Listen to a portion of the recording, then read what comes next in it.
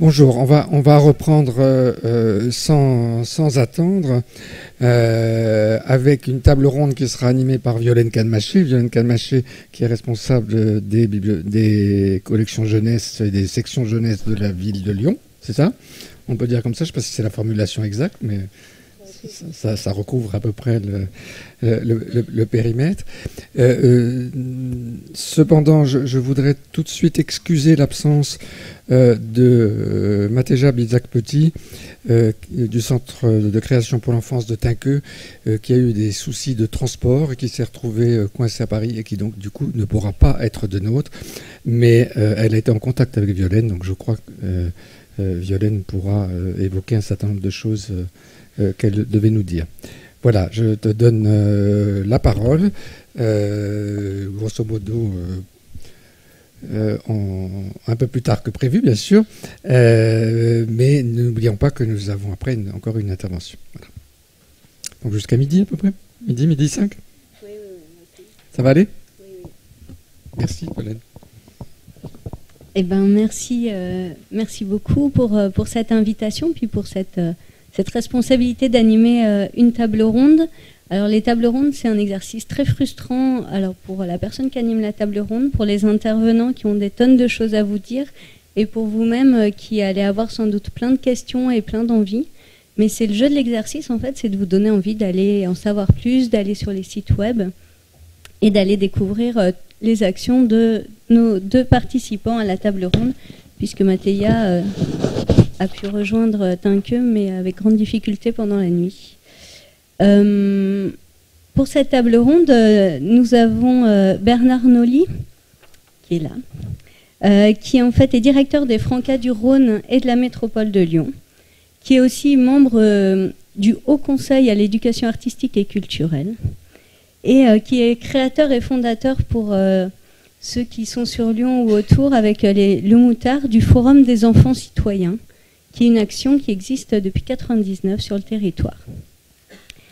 Et puis nous avons aussi Simon Davot, qui aujourd'hui est directeur des médiathèques de Roanne et qui va nous parler des projets assez incroyables qui mènent à Roanne dans le cadre de l'éducation artistique et culturelle.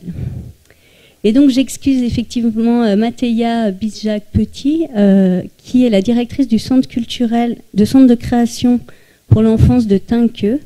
Cependant, comme on a pu échanger un petit peu, je voulais piquer 2 minutes aux 30 minutes qui nous restent pour vous présenter son travail, parce qu'ils font notamment un immense travail autour de la poésie.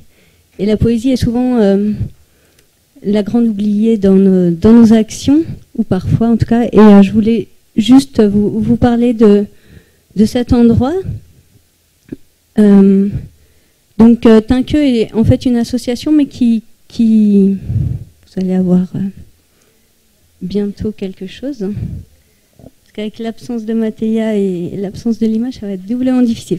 Tinqueux, en fait, c'est comme un immense centre culturel. Je pense que c'est un lieu qui nous fait tous rêver. C'est pas une bibliothèque, c'est pas un atelier d'artistes, c'est pas un musée, et c'est tout ça en même temps à la fois. Il propose énormément d'actions culturelles autour de la poésie, notamment un marché de la poésie jeunesse. C'est aussi une maison d'édition de poésie jeunesse, mais il travaille avec des artistes contemporains du monde de la littérature jeunesse ou non, pour proposer des expositions itinérantes, des expositions à la location qui sont vraiment fabuleuses.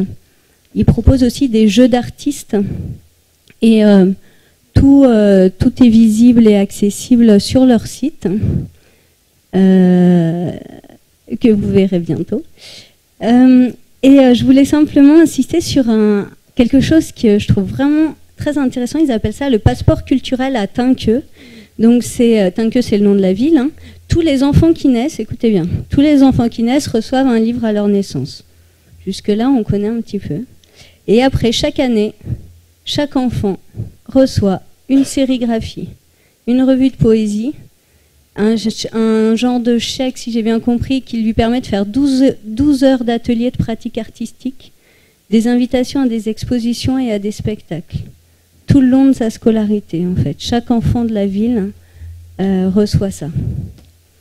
Alors, quand on entend M. Jantaz nous parler de voilà, de la construction du lien à la compréhension des émotions.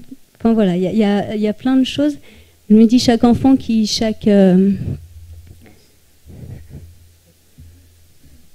chaque année reçoit de tels cadeaux, voilà, ne peut que bien grandir.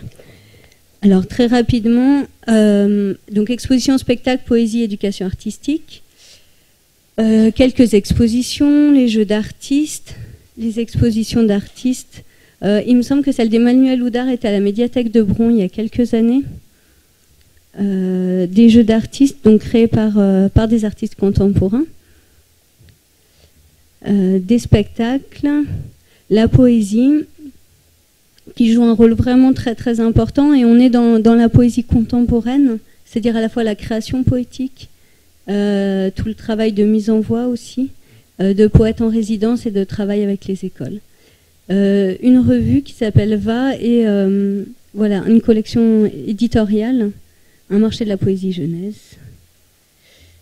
Et ça, c'est ce dont elle aurait aimé nous parler, mais voilà, le fameux passeport culturel.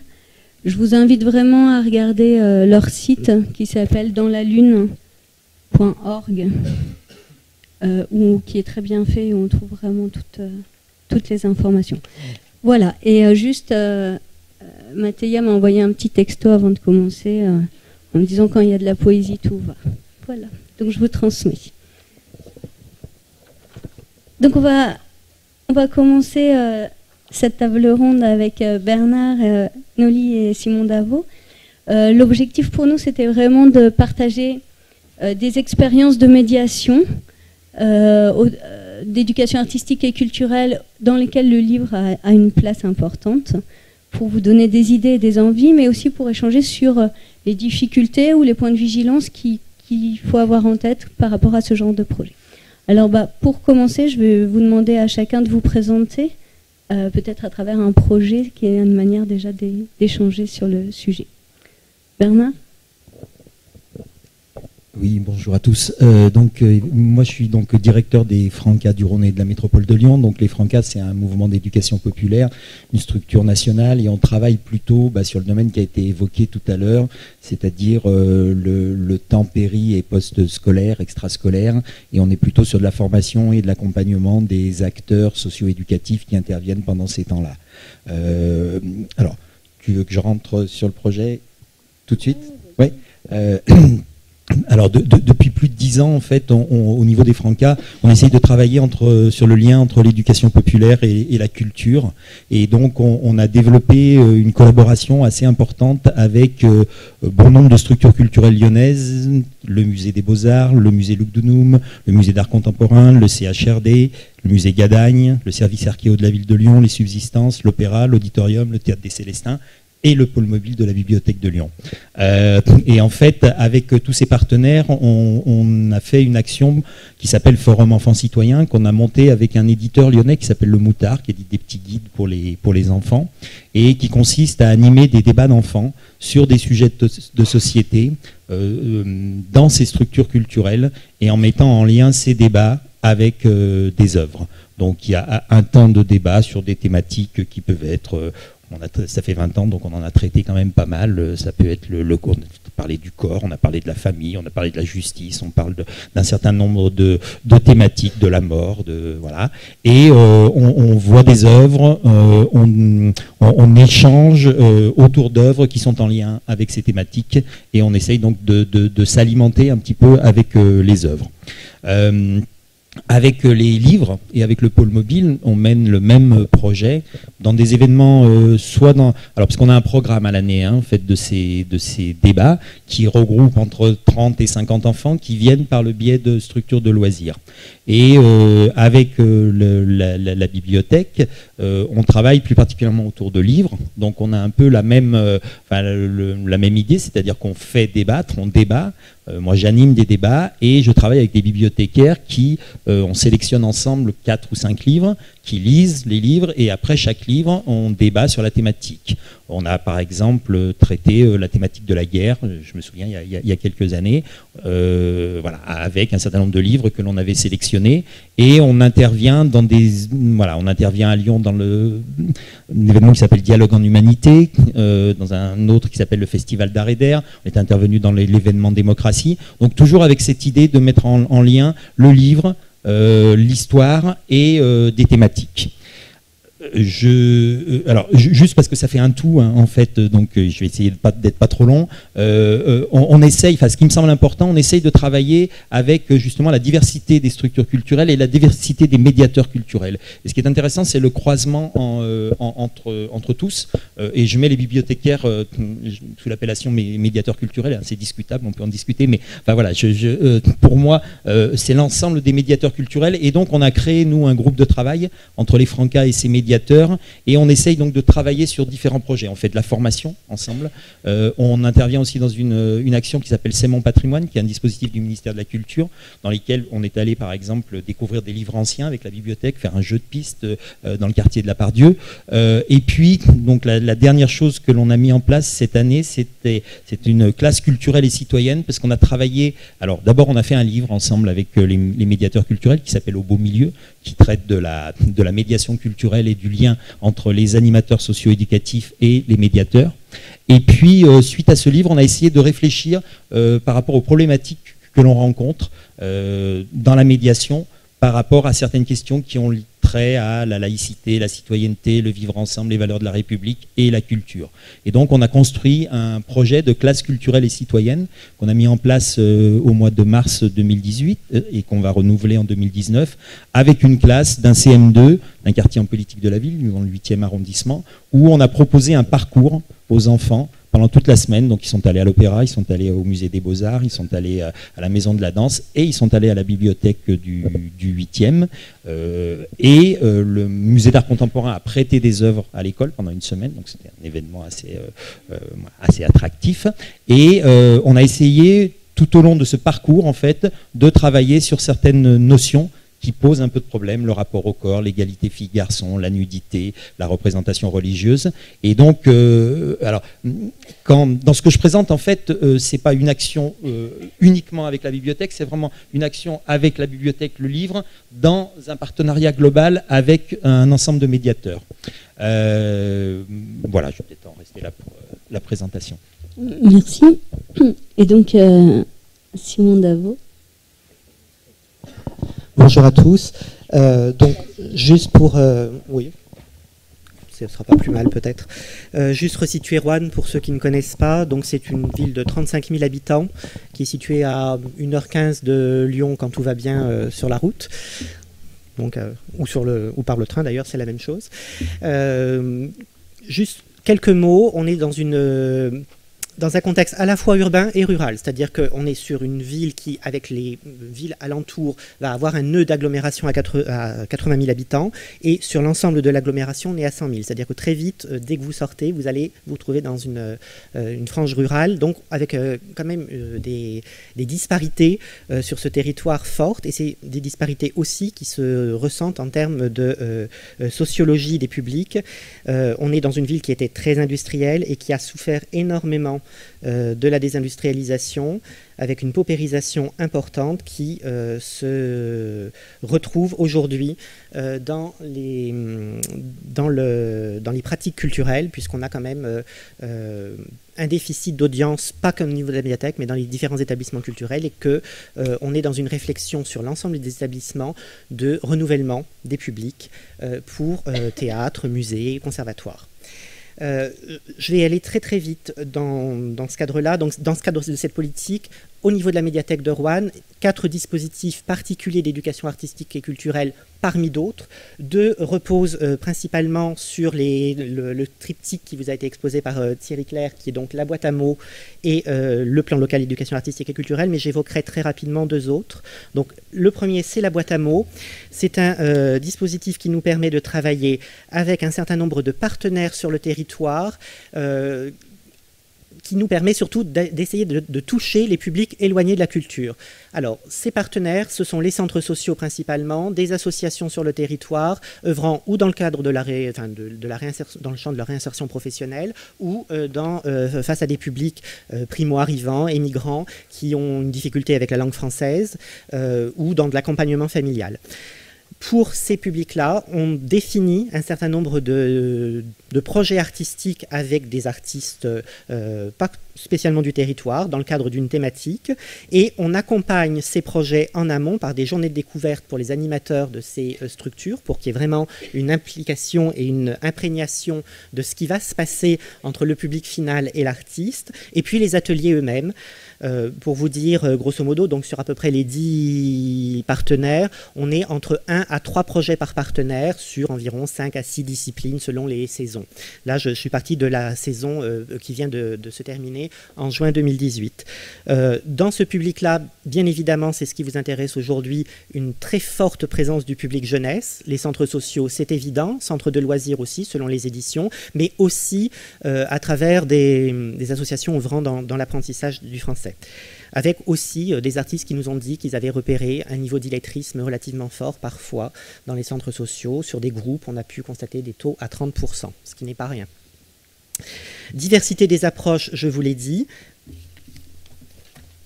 Un exemple un petit peu plus ancien, mais comment on touche l'écriture et la lecture. Je ne me suis pas focalisée uniquement sur l'entrée livre en tant qu'objet, on en parlera aussi, mais c'est aussi l'écriture et la lecture. Donc là, par exemple, il y a quelques saisons, on était sur la linogravure, sur la typographie, pour aussi se réapproprier l'univers du mot et de la lettre. Ça semble bête, mais c'est aussi une approche qui permet de se refamiliariser avec ça. Toujours aussi une dimension d'approche, alors j'ai mis ludique dans mon document, mais ce n'est pas vraiment le terme, en tout cas créatif. Là, l'aspect créatif est au centre du projet, et décomplexé, plus que ludique, c'est-à-dire on n'est pas dans une logique utilitariste, ce n'est pas pour que vous ayez un boulot par la suite, c'est vraiment pour que vous preniez, on va dire, très vite le fil de ce que la création peut vous apporter au quotidien, et puis des logiques de co-construction aussi entre les participants, les animateurs, les artistes et la médiathèque. Ça, c'est le premier dispositif. Donc là, c'était pour vous montrer aussi que même si on n'est pas sur une logique de livre à la fin, l'écriture a toujours une part importante à un moment donné du projet.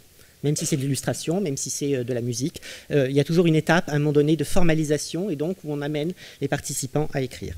Je vais très vite. Le plan local d'éducation artistique et culturelle, je ne vais pas trop me pencher dessus parce que je pense que la direction des régionales des affaires culturelles en parlera en début d'après-midi. On est à peu près dans le même état d'esprit, je dirais, sauf que là, on n'est plus avec des publics de centres sociaux ou des associations locales, on est sur le terreau de l'éducation nationale. On est là aussi, médiathèque et les établissements culturels de la ville de Roanne font des propositions de projets avec des artistes sur le territoire, où on est dans la création, de la même manière, avec des logiques un petit peu plus particulières, puisqu'on a des pilotages, des arbitrages et des financements qui sont apportés. Donc, je ne vais pas aller beaucoup plus loin, on est dans la même logique de co-construction. Je vais simplement indiquer quand même que dans le plan local d'éducation artistique et culturelle, plus que peut-être sur la boîte à mots, le livre a une place plus forte au sens où ce projet s'inscrit davantage dans une très très longue durée, avec un certain nombre de médiations en amont ou en cours, apportées par la médiathèque. Ça peut être effectivement les visites du secteur jeunesse repensées, type jeu de piste, mais aussi fréquentation d'un secteur patrimoine où on se réapproprie l'histoire du livre, ou par exemple si l'artiste est présent dans les collections, découverte du livre d'artiste. Donc c'est aussi cette révélation-là qui peut se faire. Et puis appui sur une action culturelle, sur une programmation culturelle, des expositions, des installations, des ateliers qui ont eux-mêmes un rapport avec le livre et la lecture. Enfin, deux autres dispositifs, des bébés et des livres. Donc là aussi, on est encore dans un cadre de partenariat avec les structures de petite enfance du territoire qui préparent tout au long de l'année une semaine de manifestations pour montrer tout ce qui peut être fait en termes de sensibilisation à l'appropriation du livre en tant qu'objet, en tant que support, en tant qu'inspiration. Donc beaucoup d'albums, beaucoup d'oralité aussi, malgré tout.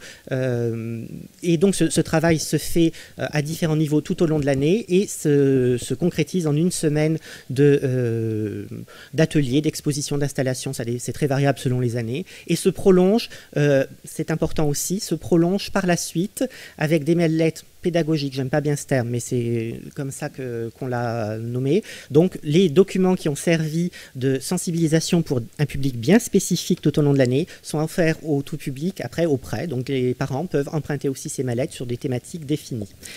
Enfin, dernier dispositif pour faire vraiment j'ai pas fait de diapo sur celle-ci, donc c'est très bien. C'est un partenariat entre le secteur jeunesse et les CDI et certaines classes de collège. Là, par contre, on ne sera pas sur l'intervention d'artistes, mais où on est plutôt sur une construction également, avec des projets participatifs où le livre trouve vraiment une place très importante, à la fois dans un temps d'immersion, de la même manière que pour le plan local d'éducation artistique et culturelle. Dans le temps de travail collectif, alors ça peut être une année la création d'une murder party, donc on est vraiment dans l'imprégnation du polar, et puis après on crée toutes les conditions d'une murder party et on la propose à un autre groupe, ou cette année par exemple la création d'un livre numérique. Voilà, donc c'est juste pour vous donner un petit peu l'horizon. Ouais. Félicitations. C'est compliqué, hein. Et je crois sur le site de Médiathèque de Roanne, il y a beaucoup de liens et peut-être ton PowerPoint, on pourra le laisser à disposition aussi. On voit que dans ces deux projets, on est à l'échelle d'un territoire. Ce qui me semble assez intéressant, c'est qu'il y a des bibliothèques, mais il y a d'autres structures culturelles et il y a d'autres acteurs des centres sociaux, les Francas, et que une des choses qui me semble importante, c'est comment on va travailler ensemble, comment on va réfléchir ensemble les projets. Alors j'ai bien noté que Thierry Claire souhaitait qu'on aborde la question de la formalisation et de la formation. Donc je vous la pose cette question. Quels conseils vous pouvez donner vous-même dans vos projets, comment vous travaillez à monter ces projets avec vos partenaires? En fait, comme j'expliquais, c'est une longue collaboration qui s'est montée petit à petit. On a commencé à travailler avec 3 structures, puis 4, et puis 5. Et donc, c'est quelque chose qui s'élabore dans le temps, qui nécessite du temps. Enfin, c'est un point sur lequel je voulais insister, c'est que on a la chance d'avoir des structures, dont les bibliothèques, où les gens arrivent à consacrer du temps à monter ces projets. Parce que si on veut pas être dans de la prestation, si on veut être dans un projet vraiment co-élaboré, ça veut dire qu'il faut qu'on ait le temps de travailler ensemble. Quand on a travaillé sur l'idée de la classe culturelle, on a passé à peu près 1 an à essayer de déterminer quelles étaient les difficultés qu'on rencontrait en termes de médiation par rapport à ces questions que j'évoquais, de laïcité, voilà. Et donc du coup, on a essayé de prendre le temps de se dire, voilà, c'est à ça que les médiateurs sont confrontés et qu'est-ce qu'il faut qu'on élabore derrière. Donc pour moi, le truc, c'est de faire ensemble, d'avoir le temps. Et ce qui nous a permis d'imaginer d'autres choses, de travailler sur la formation, et parce que ça nous semblait important. On a parlé tout à l'heure un peu des animateurs socio-éducatifs. Je pense que c'est difficile.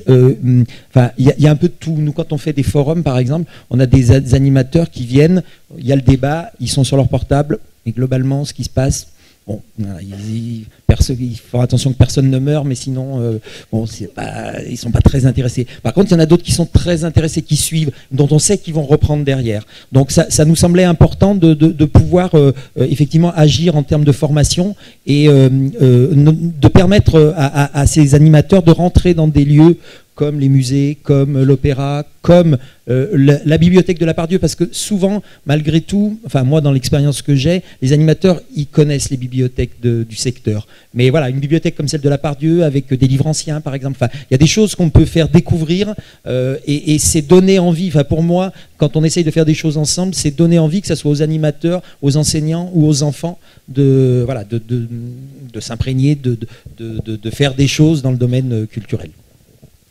Merci. Juste le livre Au bon milieu, je vous en conseille vraiment la lecture parce que c'est une réflexion commune justement de tous ces partenaires sur quel est notre rôle, quel est le rôle de la médiation, qu'est-ce que c'est la médiation culturelle, qu'est-ce qu'on veut faire. Donc c'est au Francas du Rhône. Ça a été édité au Francas du Rhône. C'est l'édition La Passe du Vent qui est un éditeur de poésie et un éditeur de livres sur les politiques culturelles. Voilà, et je pense que cette expérience d'animateur aussi qu'il s'agit de convaincre dans le cadre de projets artistiques et culturels, on l'a vécu pas mal aussi en bibliothèque dans le cadre des accueils de temps périscolaires, alors qui portaient différents noms, l'étape ou autres. Et ça a aussi obligé les bibliothèques à se positionner, en tout cas à Lyon, sur quel est notre rôle dans la formation de ces gens-là aussi, ou dans l'intérêt et la curiosité de ces gens-là à notre objet culturel. Et c'est pas moi qui ai la parole, mais sur Lyon, on a développé des choses aussi. Simon, si tu as encore des... J'ai encore des diapos. Juste pour réagir, effectivement, il y a le travail partenarial, mais peut-être avant le travail partenarial, il y a aussi le travail en interne qu'on doit mener aussi dans une bibliothèque, d'inscription, on l'a dit, dans un projet d'établissement, et essayer aussi déjà de tisser des passerelles à l'intérieur même d'un établissement, parce que l'action culturelle dédiée au public jeunesse n'est pas que le fait du secteur jeunesse, et ne doit pas, à mon avis, être enfermée. Et elle ne doit pas non plus s'enfermer, cette action-là, dans un public jeunesse en difficulté, un territoire en difficulté, et en tout cas, c'est la façon dont nous on le porte à la médiathèque de Roanne, hein. Ça n'est que notre réalité à nous. On a essayé de l'envisager de manière très globale et de l'inscrire dans une logique qui ne cloisonne pas, qui ne stigmatise pas, et donc les différents publics qu'on essaye de capter, on les traite en essayant de s'adapter, mais certainement pas en différenciant. Donc c'est un petit peu le sens de cette diapo où vous avez la boîte à mots, le plan local d'éducation artistique et culturelle, les actions qui sont définies en appui ou en enrichissement tout au long de l'année sur ces thématiques-là, donc ça peut être le tout public jeunesse ou le tout public adulte, ou d'autres publics empêchés du reste, et qu'on a poussé un petit peu plus dans la logique en proposant une résidence mission, c'est-à-dire avec un artiste qui va intervenir un peu partout, non pas dans une résidence de création, mais une résidence avec une mission d'accompagner ces publics-là. Donc ça me semblait vraiment important de le dire, et de dire aussi qu'il y a une logique qui ne doit pas s'enfermer dans les projets. Et il faut essayer aussi de faire se répondre les projets entre eux, de ne pas rentrer dans des logiques de quartier. Là, on a essayé de travailler, par exemple, sur une année avec un centre social qui a travaillé sur un film d'animation. C'est un autre centre social qui s'est approprié le travail qui avait été créé par quelqu'un d'autre pour en faire la bande-son. Donc, ça me semble important. Ce que l'on peut dire aussi en termes de partenariat, c'est qu'effectivement, il y a des valeurs communes avec les partenaires qui s'établissent, et c'est le socle, le commun. On a ces valeurs de diffusion et d'appropriation culturelle qui sont partagées, mais qu'elle présente aussi parfois des divergences, et ça, je pense que c'est dans les précautions à prendre, il faut en être conscient. Derrière les mêmes mots, on n'a pas toujours les mêmes sens. Vous avez des attentes qui ne sont pas du tout du même ordre, selon que vous allez vous dédier, enfin, vous consacrer au public justement de centre social, qui a des pratiques, une réalité, des temporalités différentes, ce qui est aussi dans le montage d'un projet pas forcément évident. Peut-être une dimension, on vient pas à une séance, c'est pas grave. Bon, ben ça, il faut aussi l'accepter en tant que bibliothécaire, nous qui sommes souvent très formalistes. Mais c'est la même chose avec le public enseignant, qui a une dimension très didactique, c'est-à-dire je dois faire un projet qui va enseigner à l'enfant. Et là, je retombe un petit peu sur ce que vous disiez, c'est-à-dire qu'il y a les différentes manières d'aborder l'appropriation ou l'apprentissage. Est-ce qu'on est dans un apprentissage qui est pédagogique, didactique, qui est descendant peut-être, ou est-ce qu'on est dans un travail du sensible? Moi, j'ai eu le souvenir d'enseignants qui m'ont dit « Elle est très bien l'exposition que vous avez faite, mais quand même, les autres années, ils apprenaient plus. » C'était pas l'objectif de l'expo, monsieur, c'était plutôt de développer le sensible. Donc, vous voyez, c'est des petits écueils comme ça qu'il faut bien maîtriser quand même. Et puis, l'intervention de l'artiste aussi, je pense qu'il faut quand même le mesurer. Quelle est sa place dans tout ça? Moi, j'ai eu aussi parfois des échos d'auteurs qui m'ont dit « Mais j'étais pas là pour faire de l'atelier d'écriture. » Ça fait pas plaisir, hein, mais bon. Donc, il faut aussi penser à cet égo-là, à travailler la valorisation de l'artiste. Quelle est sa place? L'adaptation de cet artiste aux différents publics. Parce que là, pour le coup, il faut en avoir sous le pied pour réagir. Si vous êtes avec une école le matin et avec un centre social le soir, pas dans le même quartier, vous avez quand même des fortes chances de ne pas avoir le même type de public. Et donc, il va falloir quand même calibrer autrement l'action. Les modalités et les temporalités, j'en ai parlé, et le calibrage également. Voilà. Super. Merci. Donc, effectivement, je pense qu'il y a une réalité qu'on ne prend pas forcément en compte quand on monte ces projets-là. C'est le temps que ça va nécessiter en amont et l'énergie que ça va nécessiter pendant le projet pour faire en sorte que chacun des partenaires trouve sa place et sa juste place, et qu'il n'y en ait pas un qui se sente... alors on va tous être en adaptation, on va tous être dans quelque chose qui va grincer un peu parce que c'est pas ce qu'on fait habituellement ou pas avec le public avec lequel on est habituellement. Donc ça va nous déranger, ça va nous obliger à aller plus loin. Mais moi, je regrette une chose, par exemple, dans les bibliothèques, c'est que il n'y a pas un chargé d'éducation artistique et culturelle. Il n'y a pas quelqu'un qui a cette mission-là, qui serait de prendre en compte tous ces publics et de coordonner ce travail entre adultes et jeunesse. Toi, tu as... C'est le programmateur culturel qui fait office. Oui. On a cette logique transversal. Oui, alors souvent c'est rattaché à l'action culturelle, mais c'est pas forcément la même, exactement le même travail pour moi.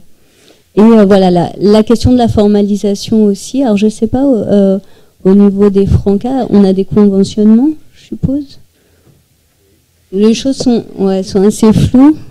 On a eu des conventionnements, puisque la boîte à mots est née dans le cadre du contrat territoire lecture, qui n'est plus actif, mais qui a laissé des traces dans le fonctionnement. Et la même chose pour le plan local d'éducation artistique et culturelle. Il y a eu une convention tripartite éducation nationale, DRAC, Auvergne-Rhône-Alpes, enfin État, et Ville de Roanne. Elle n'est plus active, mais tout le dispositif que je vous ai montré sur la diapo continue d'exister. C'est-à-dire que là, pour le coup, on en a entendu parler aussi ce matin, le partenariat continue d'exister au-delà du formalisme, ce qui est plutôt bien. Il y a eu des logiques qui ont dépassé les personnes, pour le coup, et qui continuent d'exister.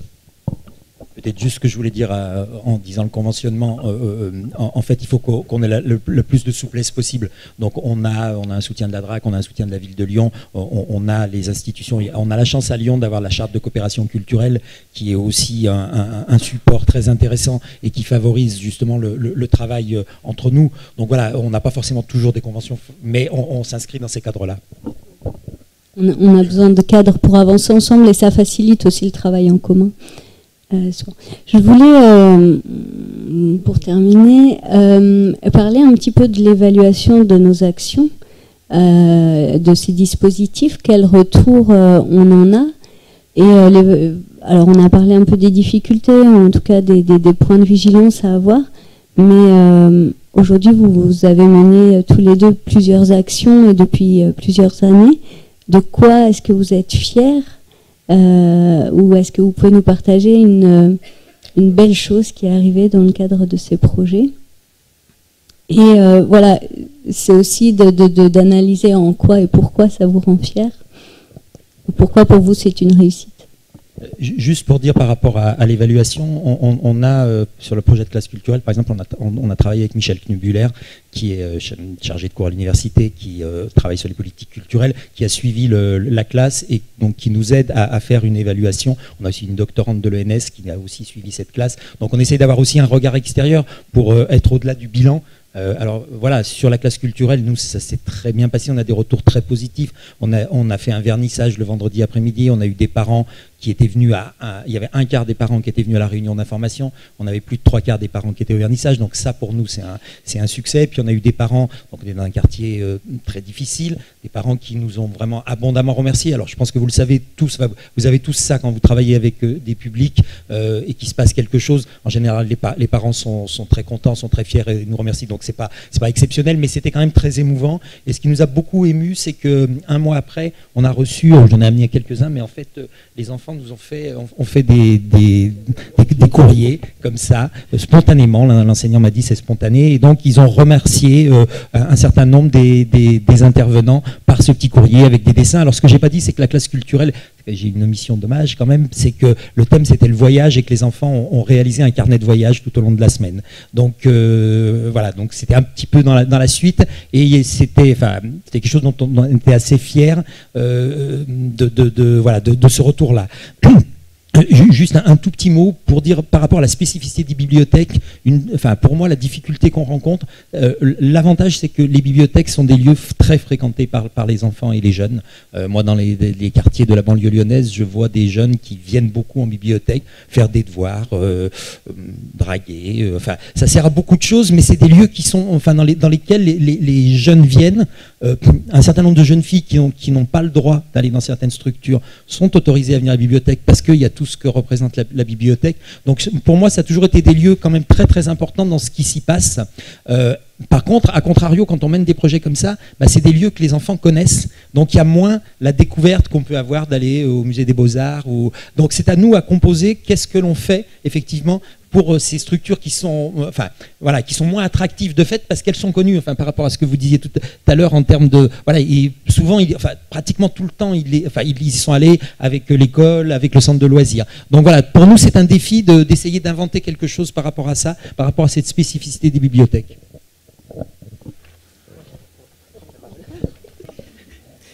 Juste par rapport à ça, dans le cadre du plan local d'éducation artistique et culturelle, désormais on essaye de faire en sorte que la médiation en amont soit transversale aux différents établissements culturels. C'est-à-dire qu'un projet qui est porté par la médiathèque puisse trouver un point d'accroche au musée, au théâtre, par un spectacle, par des œuvres, et donc que cette vision élargie puisse se faire. Ça, c'est juste pour essayer d'élargir. Après, moi je dirais sur l'évaluation, il faut savoir ce qu'on évalue.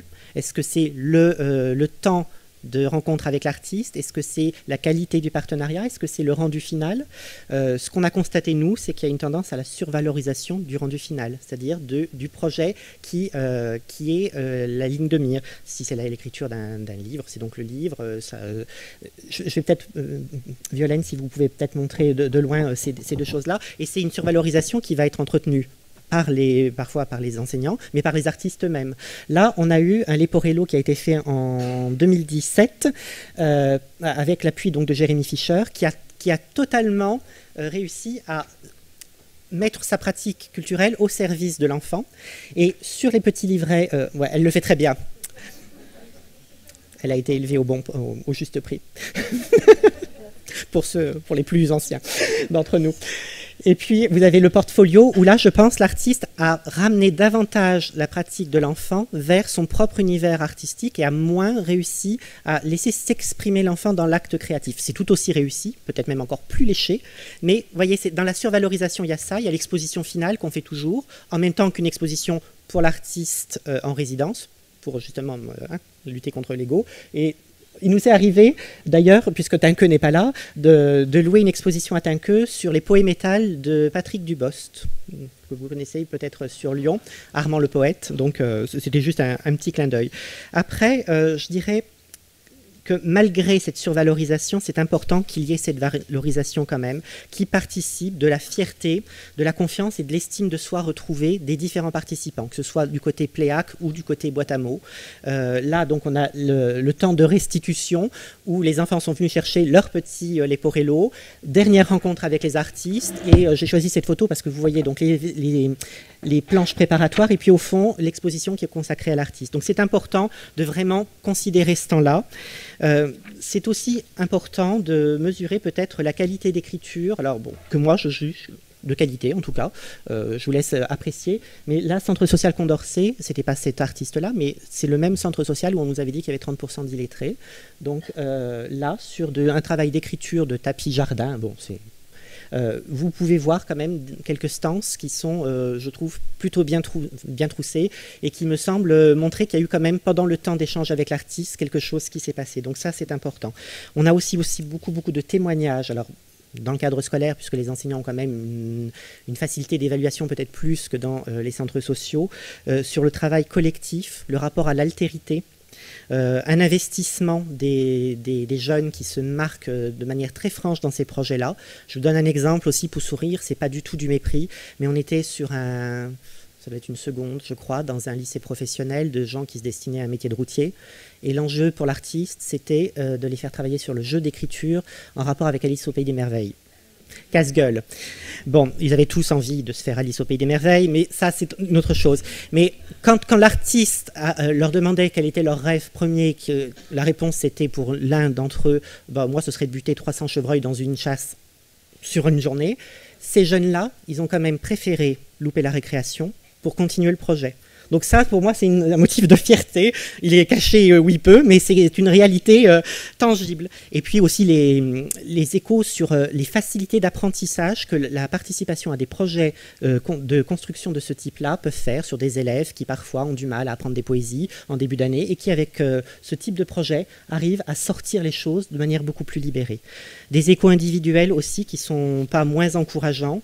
Alors là, je vous ai mis quelque chose qui est plus dans le cadre de la boîte à mots, c'était un jeune adulte, on va dire, il reste jeune, qui n'écrivait pas du tout et qui, au bout de plusieurs participations à la boîte à mots, a eu une révélation avec l'écriture et a choisi d'écrire sa vie en phonétique.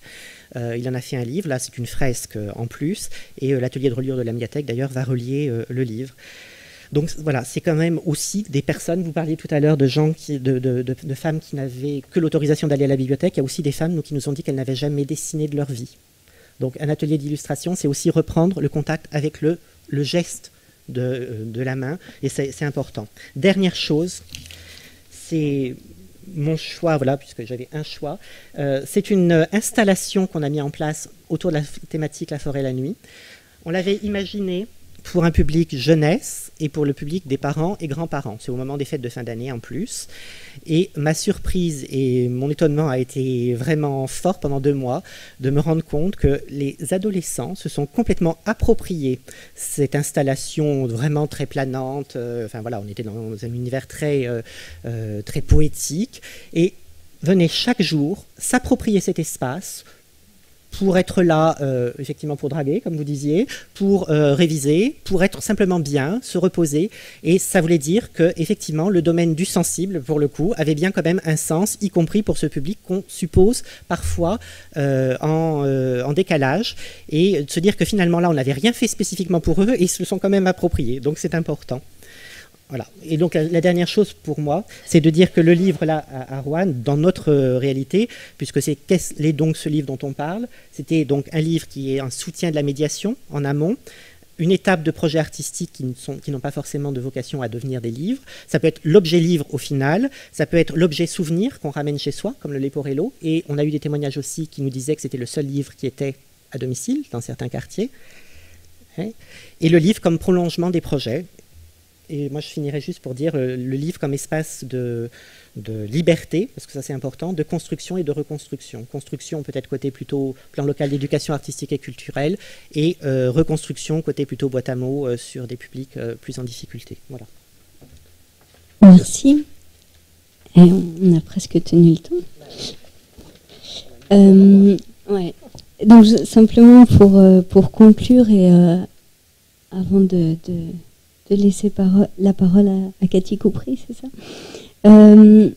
Simplement pour conclure, ce qui me semble vraiment important et ce qui est bien ressorti de vos propos, c'est cette idée que dans l'éducation artistique et culturelle, que ce soit en bibliothèque ou avec les Francas et les centres de loisirs, les associations d'éducation populaire, on s'adresse à l'individu, qu'il soit enfant, qu'il soit adulte. En fait, on s'adresse à l'homme, à la femme, au petit homme, à la petite femme. Et il faut le faire avec beaucoup d'exigence, d'ambition et beaucoup d'humilité aussi. Et cette question d'évaluation, on évaluera des masses, on évaluera des groupes, on aura des chiffres, on aura des impressions. Et on ne pourra jamais évaluer individuellement quel impact aura eu une rencontre. Et pour moi, une des choses qui est importante dans la rencontre avec le créateur et l'artiste, c'est vraiment, on sait que, on a vu l'enfant, il se construit par imitation, mais il aura envie d'imiter les gens qui l'admirent ou les gens qui sont passionnés, les gens qui ont un enthousiasme.